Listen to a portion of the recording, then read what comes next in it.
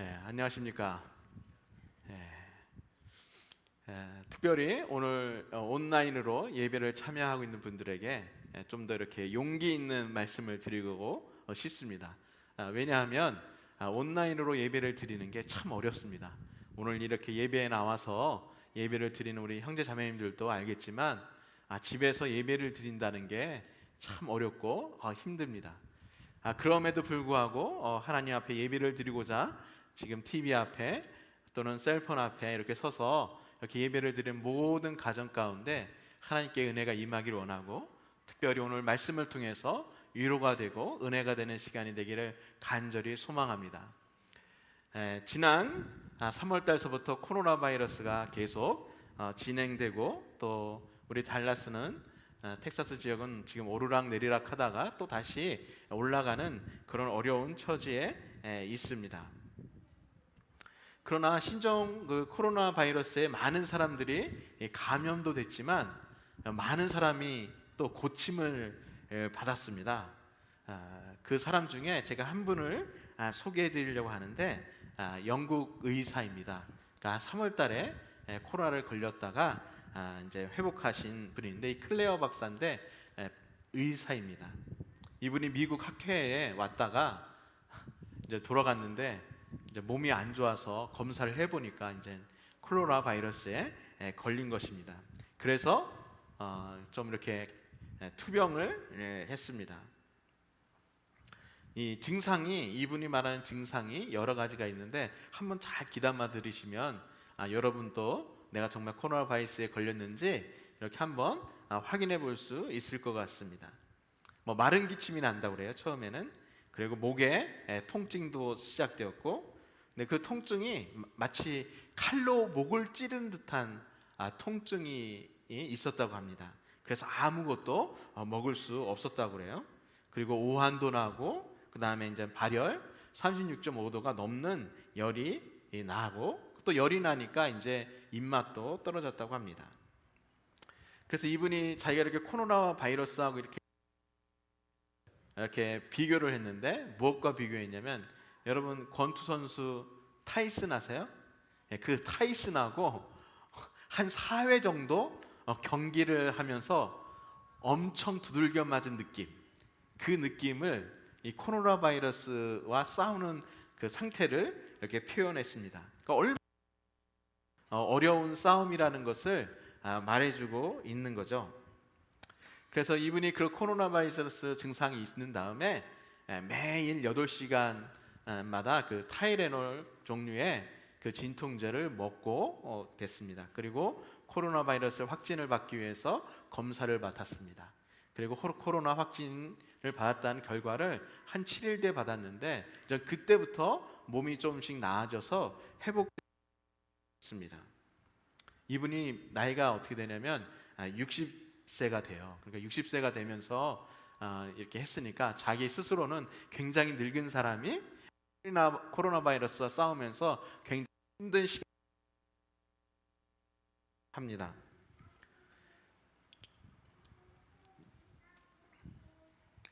그래서 14일 정도에는 이 모든 코로나 바이러스를 이기고 이제 완치가 되었습니다. 이분은 그런 어떤 자기가 이제 코로나 바이러스를 이렇게 겪으면서 그 이야기를 이렇게 신문에 거제를 통해서 많은 분들에게 힘과 용기를 주었고, 코로나 바이러스가 그냥 이렇게 걸리면 다 죽는 게 아니라 치유될 수 있다라고 이렇게 설명을 했습니다. 사실 우리 이 클레어 이 박사님이 코로나 바이러스를 많이 경험했지만, 그러나 우리가 살아가는 인생에 있어서도 사실은 수많은 체험들을 하게 됩니다. 여러분 감기 증상이 있으면 여러분은 무엇을 드세요? 저는 에드빌이나 아니면 타이레놀을 먹습니다. 증상이 있어서 밤에 먹고 자면 그 다음 날은 완전히 완쾌가 되죠. 제가 왜 타이레놀이나 에드빌을 먹냐면, 제가 몸이 힘들고 아팠을 때 그 에드빌과 타이레놀을 통해서 좋은 효과를 보았기 때문에 그렇습니다. 이것을 체험했다고 그러죠. 체험은요 우리에게 확신을 줍니다. 그래서 우리는 감기 증상이나 통증이 있으면 타이레놀을 먹는 거예요. 왜? 확신이 있으니까. 난다는 확신이 있으니까. 그것을 어떻게 알았나요? 체험을 통해서 알게 된 것입니다. 체험은 우리에게 굉장히 소중한 것입니다. 제가 고등학교 윤리 시간에 뭐 이런 거 많이 배우잖아요. 뭐 여기 계신 분들 중에 또 아시는 분들도 있겠지만 세계 3대 성인. 그럼 여러분 누구입니까? 3대 성인이 석가모니, 공자, 예수. 이런 지식을 가지고서 내가 예수님을 믿는다라고 하면 거기에는 아무런 확신과 체험이 없습니다. 그냥 정보일 뿐입니다. 하나님은 우리가 그런 정보를 가지고 구원을 받거나 정보를 가지고 우리의 인생을 살아가기를 원치 않으세요. 하나님은 내가 정말 하나님이라는 사실들을 예수 그리스도를 믿는 사람마다 또 하나님을 믿는 사람마다 모든 사람이 체험하고 확신하고 그리고 분명한 믿음 생활을 하기를 원하십니다. 오늘 본문의 말씀을 한번 보면 저희가 출애굽기 6장 2절에서 9절 말씀을 준비했습니다. 우리 한번 함께 제가 한 절 읽고 여러분이 한 절 읽고 교독하도록 하겠습니다. 2절입니다. 하나님이 모세에게 말씀하여 이르시되 나는 여호와니라.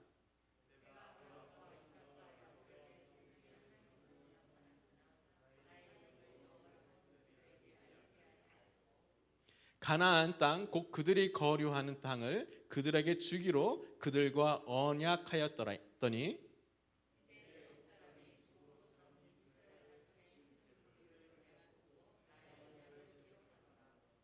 그러므로 이스라엘 자손에게 말하기를 나는 여호와라.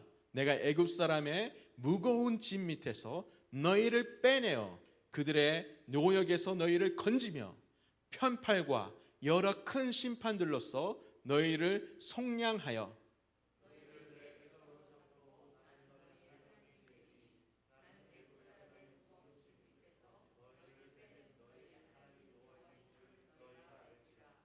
내가 아브라함과 이삭과 야곱에게 주기로 맹세한 땅으로 너희를 인도하고 그 땅을 너희에게 주어 기업을 삼게 하리라.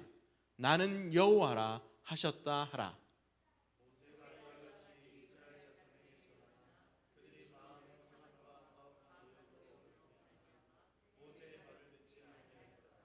아멘. 우리가 창세기를 읽다 보면은요. 창세기를 읽다 보면은 여러분 좀 무엇인가 좀 놀라는 장면들이 있습니다. 특히 창세기를 읽다가 맨 마지막에 요셉이 죽잖아요. 그리고 출애굽기로 넘어가는데 출애굽기를 넘어가면서 바로 이렇게 이스라엘 백성들이 노예가 되는 상황으로 이렇게 전개되니까 사실 이게 당황스러워요. 왜냐하면 창세기 마지막 50장에는 요셉이 이집트 땅에서 잘 살고 있었는데 어떻게 갑자기 출애굽기가 되어서 이스라엘 백성들이 노예가 되었지? 이런 궁금증을 갖게 됩니다. 그래서 여러분에게 설명을 해주기 위해서 제가 파워포인트 하나 준비했습니다. 보여주시면 창세기의 마지막에는 요셉이 나와요. 그 요셉에 나올 때 그 바로 왕이 나오는데 바로 왕의 족속이 누구냐면 힉소스라는 족속이에요. 힉소스는 어떤 족속이냐면 셈 족속이에요. 그래서 어디서 왔냐면 가나안 지역에서 왔어요. 요셉은 어느 족속일까요? 셈 족속입니다. 그래서 바로 왕이 밑에서도 그렇게 국무총리까지 올라갈 수 있었던 이유 중에 하나입니다. 근데 그 중간에 출애굽기로 넘어가기 중간에 어떤 일이 발생하냐면 이스라엘이 노예로 바뀌는데 어떻게 바뀌냐면 그 이집트라는 원래 원주민 족속이 따로 있어요. 그 족속이 정권을 잃어버렸다가 다시 권력을 얻어서 힉소스 족속을 다 추방시킵니다. 축출합니다. 그러니까 누가 된 거예요? 이제 이집트 원래 족속인 사람들이 권력을 잡게 된 거예요. 그러니까 더 이상 요셉이나 이스라엘 사람들을 이렇게 친하게 선하게 대할 수 없었던 거죠. 근데 거기에 큰 문제 하나가 있는데 뭐냐면 이스라엘 백성들이 너무 숫자가 많이 늘어나니까 바로가 겁이 났어요. 그래서 어떻게 했어요? 노예로 만들었어요. 그 상황이 다 끝난 다음에 전개되는 게 어디예요? 바로 출애굽기입니다. 그래서 출애굽기에 누가 나와요? 모세가 나오고 바로 왕이 나오는데 그 바로 왕은 요셉의 알고 있던 바로 왕이 아니라 완전 다른 족속, 이집트 족속의 바로 왕을 이야기합니다. 그러니까 분위기가 완전히 바뀐 것을 알겠죠? 정치적으로.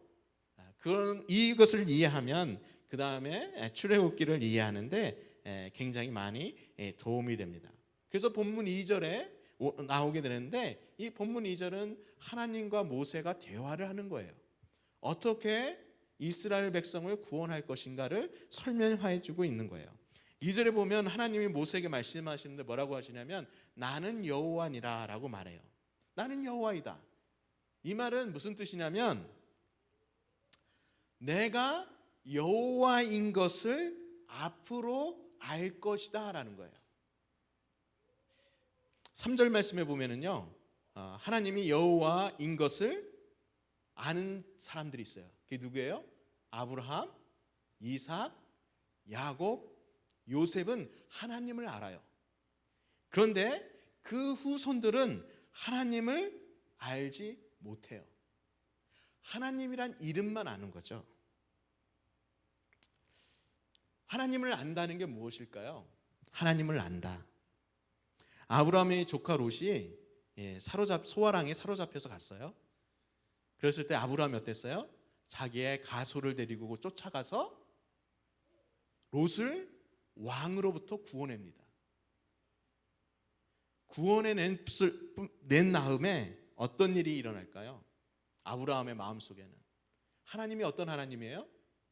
야, 소아랑은 나보다도 군사력도 많고 돈도 많고 모든 것이 월등한데 내가 하나님을 믿었더니 그 하나님이 그 세상의 무서운 군사력과 그 경제적인 능력을 이길 수 있게 도와주시더라.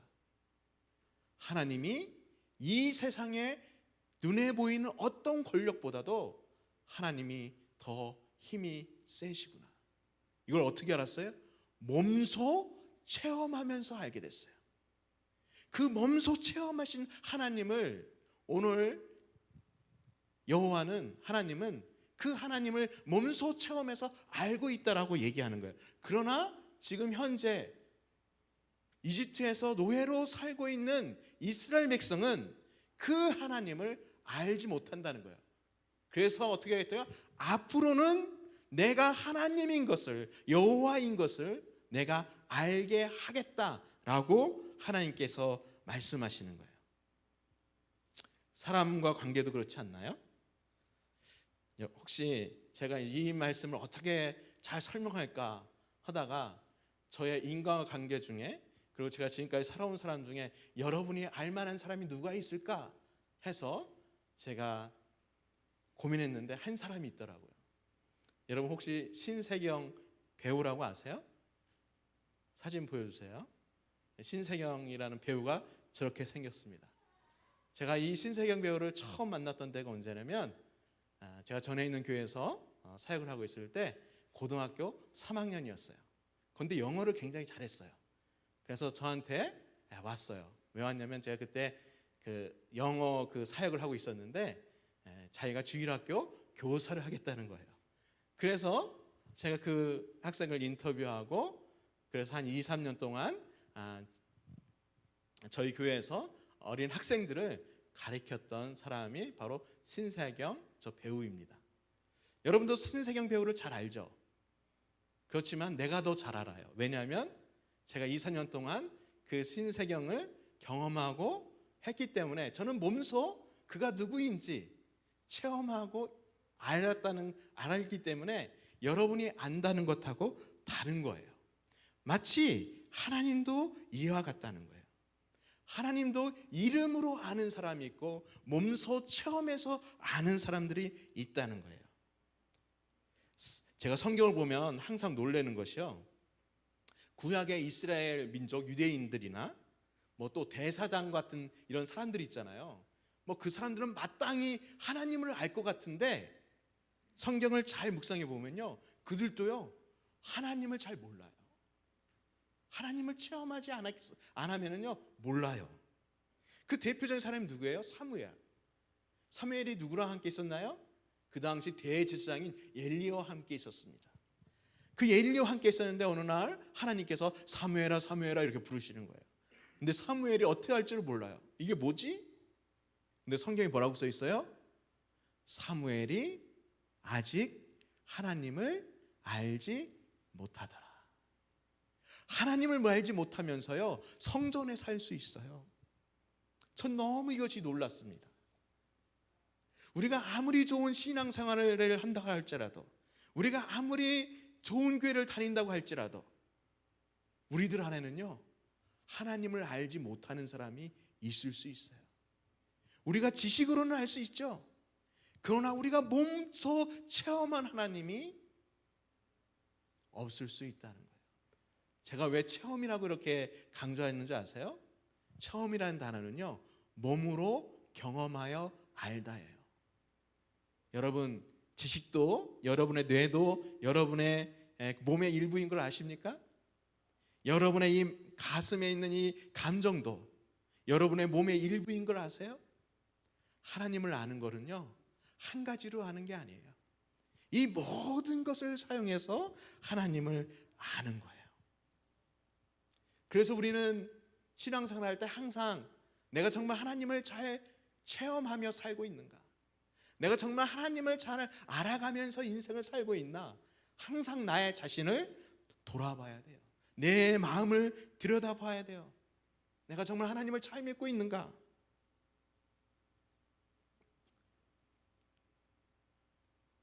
근데 이스라엘 백성들이 노예로 있을 때 어떻게 했어요? 그 하나님을 잘 알지 못하니까 한 가지로 이렇게 기도했던 것 같아요. 하나님 정말 힘들어 죽겠어요. 저 힘들어 죽겠어요. 노예로 사는 게 얼마나 힘듭니까?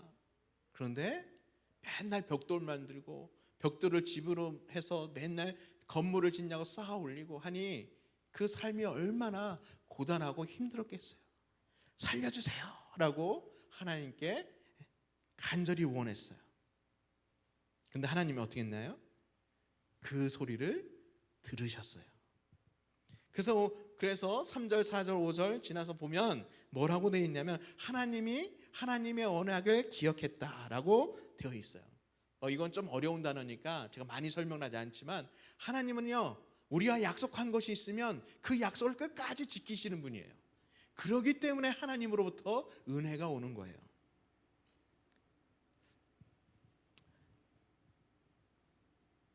그 노예로 살고 있는 이스라엘 백성에게 하나님께서 뭐라고 말씀하세요?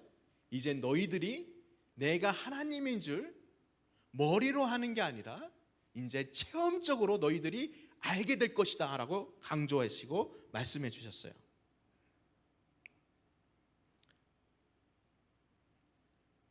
보면은 거기에 이제 여러 가지 단어를 사용해서 하나님께서 이스라엘 백성을 구원해 주겠다는 말이 나와요. 첫 번째로 나오는 말씀이 이거예요. 하나님은 이집트 사람들로부터 무거운 짐 밑에서요 이스라엘 백성을 빼낸다 이런 거 있어요. 무거운 짐. 그러니까 노예로 사는 그 무거운 짐을 지고 사는 이스라엘 백성들을 내가 빼내겠다라고 했어요. 그 말의 뜻은 뭐냐면 내가 그렇게 되도록 만들겠다는 거예요. 하나님이 하신다는 얘기예요. 그 백성들이 하는 것이 아니라 하나님이 그렇게 하시겠다. 그리고 두 번째로는 하나님이 이집트 사람들의 노역에서 너희를 건지며, 이 건진다는 말은 뭐냐면 아주 빼앗는다는 의미를 가지고 있어요. 빼앗는다. 그러니까 하나님이 어때요? 그 이스라엘 백성을 이집트 사람들 바라오 왕 밑에서 빼앗는다는 거예요. 세 번째는 뭘로 표현했어요? 편팔로 여러 큰 심판으로서 너희를 속량하며, 속량이라는 단어가 나오잖아요. 이게 굉장히 어려운 단어인데 이 한마디로 말하면 뭐냐면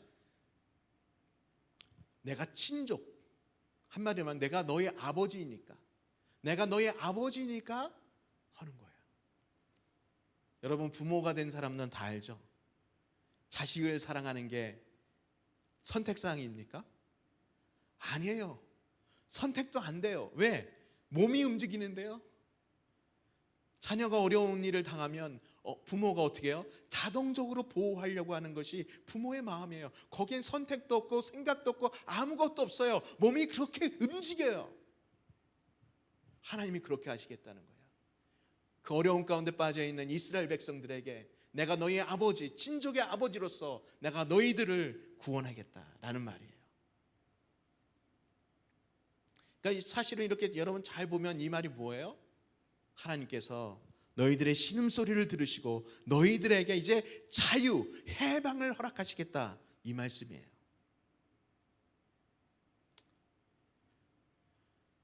하나님은 이스라엘 백성을 어디로부터 해방시키십니까? 노예의 삶으로부터 해방시키십니다.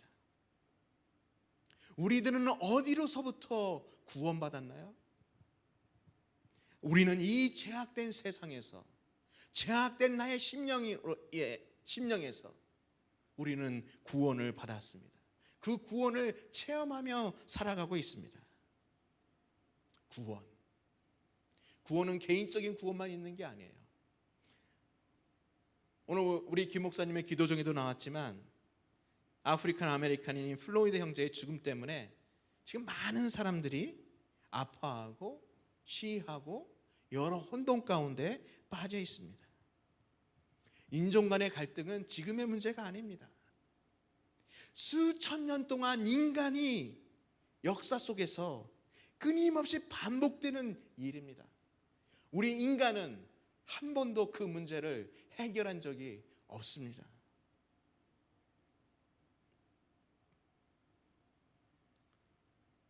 온 세상이 다 평등하게 살 수 없을까요? 온 세상에 있는 사람들이 굶지 않고 살 수는 없을까요? 온 세상의 사람들이 피부의 색깔 없이 그 차이 없이 참된 만족을 누리면서 살 수 없을까요?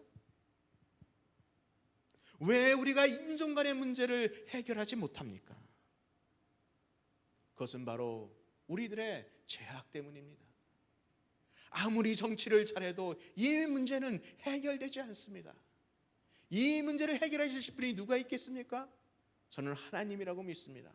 하나님의 나라가 이 땅에 임했을 때 예수 그리스도가 다시 오셔서 이 땅에 진정한 왕으로 등극하실 때 모든 사람의 피부 색깔과 상관없이 모든 사람의 경제적인 상관관계가 없이 모든 사람이 고르게 평화롭게 살 수 있는 그때가 오는 것입니다. 지난주에 한 목사님과 이야기를 하던 중에 어떤 한 태권도 사범님에 대해서 이야기를 했습니다. 미국에는 많은 태권도장 있잖아요, 한국 분들이. 그래서 많은 분들이 성공하신 분들이 많이 있어요. 근데 그 중에 어떤 한 분이 싸운 이야기예요. 태권도장 하면은요, 어때요? 뭐 그냥 잘 되나요? 안 그렇습니다. 제가 목회하면서도 봤는데 태권도장에도요, 그 여자 그 사범이 또 있잖아요. 그 사람들이 문제예요. 그래서 남자인 원장님이 있는데 그 여자인 사범들이 가끔 이 원장님하고 썸씽을 일으켜서 이제 어려움을 당하게 되는 경우가 많이 있습니다. 그런데 제가 그분이 말씀하시는 한 분은 그런 것들을 수년 동안 자기 주위에 있으면서도 불구하고 잘 싸워서 이겨냈습니다. 태권도장을 하시다가 태권도장이 망하는 이유가 뭐가 있을까요? 바로 이런 유혹에 넘어갈 때입니다. 도박의 유혹에 넘어갈 때 태권도장은 문을 닫게 되는 거죠. 태권도장 관장을 하시는 분이 자기 조절을 못해서 과음을 하기 시작하면 그 태권도장은 넘어지게 되어 있는 겁니다. 다 이것이 어디로서부터 오는 것일까요? 바로 죄악의 죄로서부터 들어오는 것입니다. 우리는 우리의 삶 가운데 우리의 죄악들이 여러 가지가 있습니다. 그러나 오늘 우리가 예수 그리스도를 믿고 하나님을 믿는 사람이라면 이 죄에서 벗어날 수 있게 하시겠다고 오늘 하나님께서 우리에게 선포하고 계신 것입니다. 하나님이 그런 영적인 능력과 체험을 우리가 하면서 살아가기를 원하십니다. 그래서 오늘 본문 말씀의 가장 중요한 말씀이 바로 7절 말씀이에요. 오늘 설교 제목과 같이 너희의 하나님이 되리니. 하나님이 되는 거예요. 우리의 하나님이 되는 거예요. 나의 하나님이 되는 거예요. 내가 그냥 머리로 하는 하나님이 아니라 나의 매일매일의 삶에서 죄를 이겨나가는 싸움과 거기에서 참 자유를 만끽했을 때 하나님이 나의 하나님이 되시는 거예요. 나의 능력에 의해서 그렇게 된 것이 아니에요. 제가 오늘 말씀을 보면서 맨 마지막 절이 정말 이해가 되지 않았어요. 여러분 9절 말씀에 보면 이스라엘 백성이 어때요? 하나님께서 구원의 계획을 다 말씀해 주셨는데 이스라엘 백성 그 말씀을 듣고 어떻게 했어요? 듣지 않았어요. 듣지 않았어요. 여기서 그 듣지 않다라는 말을 오늘 성경에서 뭐라고 표현했냐면 마음의 상함이다라고 썼어요. 마음이 상하다. 여러분 그 마음이 상한다는 것을 히브리어 원어로 보면 어떤 단어냐면 호흡이 짧다라는 얘기예요. 호흡이 짧다. 이스라엘 백성들이 왜 호흡이 짧았을까요? 여러분 무거운 벽돌을 나르며 노예의 삶을 살았을 때 그들의 호흡은 짧았습니다. 여러분이 운동할 때 호흡이 짧아지죠. 여러분이 육체적인 노동 가운데 있을 때 호흡이 짧아집니다. 그리고 또 무엇을 얘기했나요? 가혹한 노역이라고 했어요. 이 가혹한 노역이라고 하는 것은 그들이 겪는 고통이 매우 컸다라는 거예요. 그런데 중요한 이 두 가지 인사이트가 하나로 연결되어지는데 그게 무엇이냐면 신명기 10장 16절에 나와 있는데 거기는 뭐냐면 목을 다시 곧게 하지 마라 라고 했는데 그 목을 곧게 하다는 말이 바로 오늘 우리의 말씀 가운데 있는 가혹한 노역이라는 단어와 연결되어 있습니다. 우리의 삶 가운데 우리가 집중하고 있는 것이 나의 삶 가운데 내가 집중하고 있는 것이 내 인생이고 나의 삶이고 모든 것이 나로 채워져 있다면 그것은 하나님의 말씀이 더 이상 들리지 않는 거예요. 호흡이 짧아진 거예요. 내 인생을 살기에 내가 호흡이 가쁜 거예요. 세상의 유혹에 따라가는데 내 호흡이 가쁜 거예요. 세상을 통해서 주는 그 만족을 따라가기에도 나의 호흡이 짧게 가는 거예요. 그러니까 어떻게 해야 돼요? 이스라엘 백성들이 노라고 얘기했어요. 이스라엘 백성들이 원했던 하나님은 어떤 하나님일까요? 그저 그냥 자기들의 그 힘든 노역의 생활에서만 해방시켜주고 계속 이집트에 살면서 이집트에서 주는 세속적인 문화와 성적인 즐거움과 그들이 제공해주는 수많은 음식들과 그것들을 만족하며 살아가기를 원했던 것 같아요. 하나님은 그렇지 않았어요. 하나님은 그들에게 가장 필요한 것이 무엇일까요? 자유였습니다. 노예에서 완전히 해방되는 자유, 그것을 주시기를 원했어요. 그래서 하나님은 이스라엘 백성들을 구원해 주시기를 원했어요. 하나님은 지금도 우리를 구원하고 계십니다. 우리의 죄악된 삶에서 우리를 구원하고 계십니다. 제가 어르신들하고 이렇게 대화하다 보면 답답할 때가 많아요. 어떤 분들이 가장 답답하게 하냐면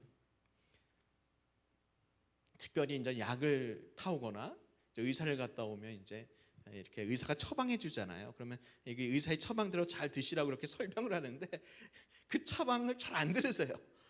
본인이 약사가 되셔가지고 이건 먹어도 되고 이건 안 먹어도 되고 자기가 다 결정하세요. 그러면 의사를 만날 필요가 없는 거잖아요. 질병을 치료를 잘 못 받으세요. 그래서 참 안타까운 일이죠. 그런데 우리 믿음 생활하시는 우리들도 이런 고집스러운 부분이 우리들 가운데 있는 것 같아요. 하나님이 수십 번 말씀해 주셔도 듣지 않는 우리의 고집스러운 것, 그 고집 때문에 내가 하나님의 능력을 경험할 수 있는데도 불구하고 그 하나님의 능력을 경험하지 못하는 그 안타까운 상황에 처해 있을 때가 너무도 많이 있습니다.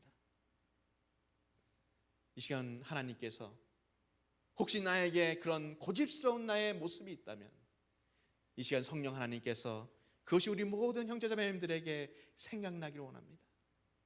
알게 하기를 원합니다. 우리가 모르니까 그렇게 하는 거예요. 하나님이 알려주시고 내가 고집스러운 부분이 드러난다면 그것을 놓고 우리가 기도하고 결단하고 그랬을 때 어떻게 돼요? 우리는 나의 고집으로부터 자유롭게 될 수 있는 거예요.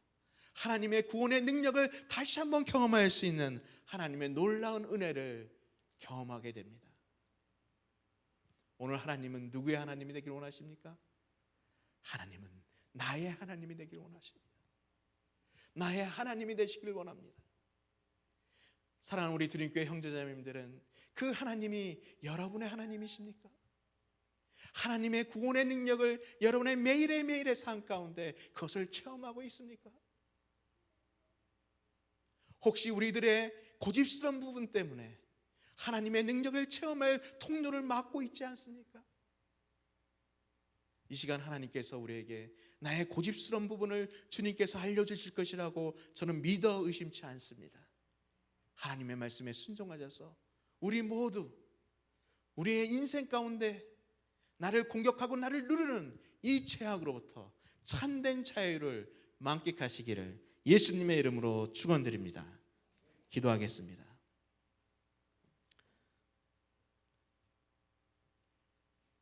하나님 아버지,